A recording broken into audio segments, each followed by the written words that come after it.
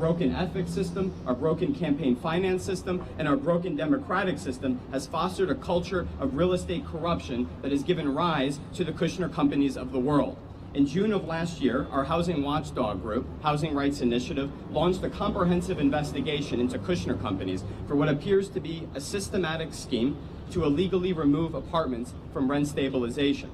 We convene here today to announce our third lawsuit against Kushner companies, filed by the law offices of Jack Lester, for engaging in illegal construction practices and exposing families and children to lead, lung carcinogens, and cancer-causing materials. The best way to think about Kushner companies is not as a landlord, but as a gambler masquerading as a landlord in a city that allows it to act with virtual impunity. In February of 2015, Kushner companies purchased a 338-unit rental building at 84 Kent Avenue, and its plan was to gut, renovate, and convert the units into luxury condominiums for a projected gross profit of about $150 million. However, the acquisition was likely based on speculative assumptions, because this building was and still is receiving a tax benefit that requires 100% of the tenants, or entitles 100% of the tenants, to gradual rent increases and guaranteed renewal leases. Kushner companies was betting on tenants to leave when tenants had a legal right to stay. So what we have here is a tale of two conflicting interests: a tenant's legal right to stability and a landlord's rapacious pursuit of profitability. So to circumvent New York City's housing laws, it appears that Kushner companies commenced a deliberate campaign to systematically harass tenants out of their apartments using illegal, dangerous, and destructive real estate practices. An independent inspection was performed, and dust samples were collected for lab analysis. The report was as definitive as it was devastating. Kushner companies exposed dozens of families, including children and even babies, to a toxic dust storm of lead and lung carcinogens. Highly cancerous and poisonous materials contaminated the halls, contaminated the air, and contaminated the tenants' apartments. From their kitchens to their bathrooms, to their bedrooms, and to their clothes, Kushner companies' rapacious greed knows no bounds. Kushner company created a living situation that was so intolerable and so unlivable that a myriad of tenants simply gave up their rights for the sake of their sanity and their safety, and their apartments were subsequently converted into luxury condominiums. Einstein once said that the only way to win in a game of roulette is to steal the chips off the table. Kushner companies stole the chips off the table. Kushner companies is not just a window, though, into landlord malfeasance, it is a window into government dysfunction. Last March, as a result of our investigation, Mayor de Blasio's housing enforcement agency, the Department of Buildings, launched its own investigation into Kushner companies. Yet somehow, despite their ongoing investigation, the Department of Buildings continues to miss egregious and blatant violations in these buildings. Housing Rights Initiative has a budget of 1/9% of the Department of Buildings budget, or 10% less than its commissioner's salary. Why aren't they taking us to task? Tenants at 184 Kent Avenue have been filing complaints with the Department of Buildings for years regarding the very debris in which lead was found. This is a pre-war building. There was construction dust everywhere. All the Department of Buildings would have had to have done is put 2 and 2 together and test for lead. Once again, this is lead on the mayor's hands. But at the end of the day, when it comes to rent stabilization, the buck stops with Governor Cuomo. As our first 2 lawsuits have shown, Kushner companies has a nasty habit of illegally removing apartments from rent regulation.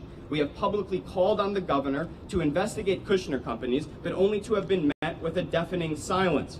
One of the biggest tragedies of the Trump administration is that it has created so much noise at a national level that it has drowned out all of the things that have not been happening at a local level. And perhaps no one has benefited more from this than Governor Cuomo, who has spent the past 18 months incessantly talking about Trump while perpetually ignoring local corruption. The governor rightfully rails against bad government at a national level, but categorically fails to establish good government at a local level. Keeping the White House in order should not come at the expense of keeping your own house in order. Governor Cuomo vowed to close the LLC loophole, which has opened the floodgates to unlimited real estate contributions, only to then become the biggest beneficiary of that loophole in New York State's history. And we wonder why people are losing faith in democracy. This is why people are losing faith in democracy. 10% of all political contributions at a state level in New York come from the sector Kushner companies belongs, real estate. And while money can't buy you love, it can most certainly buy you government. Kushner is bathing in the swamp that Cuomo has failed to drain.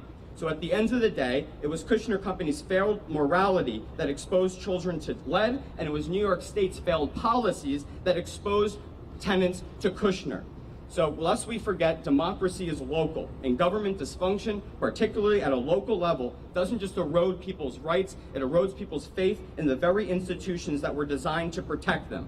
To be sure, the Trump administration is a big problem, but New York State's broken campaign finance system, our broken ethics system, and our broken democratic system is our problem, and it is on us to solve. If our local government truly wants to protect and preserve democracy, then it should show people what democracy can do for them.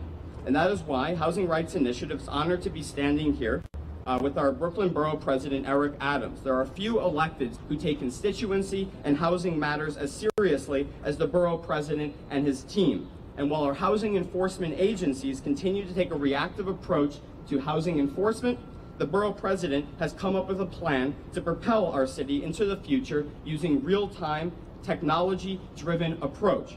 For a startup organization like ours, the borough president has been a great representative and a great friend. So without further ado, the borough president, Adams. Thank you.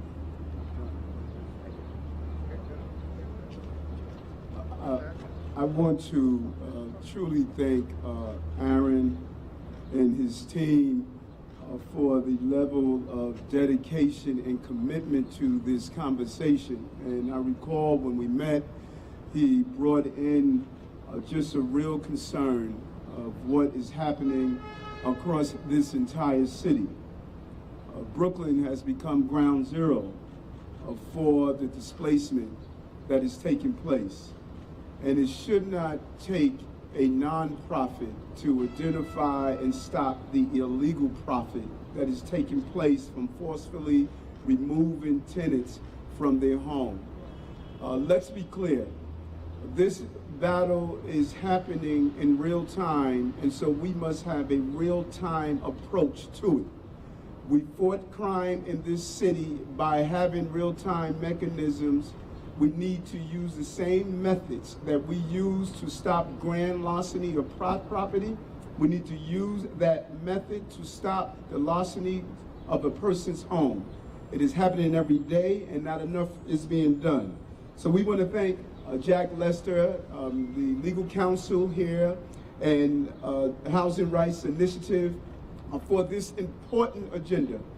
Kushner may be the popular name that attracted everyone to this issue in the limelight, but there are more names who are not being mentioned and are being used every day to go through this city and displacing tenant by illegal means. And we're hoping by using this name in Kushner's companies as a method to wake us up and finally realize that government has dropped the ball. And the price of dropping the ball is causing countless number of tenants to lose their home and to live in unsafe environments as we have this conversation. And so this is an important initiative. And neighbors in Brownsville, Bedford-Stuyvesant, East New York, Crown Heights have all been impacted by this, and all over the city, South Jamaica, Queens, and other areas where you see development is taking place. They've been living through the threats of eviction, deliberate undertaking, unmitigated constructions to intimidate landlords and owners not following regulations on sanitation, rodent control, and heating, failing to maintain apartments in a state of good repair, bringing tenants to a level of frustration of throwing up their hands and leaving. The old methodology and ways that we monitor this system is outdated because the profit margin is so large.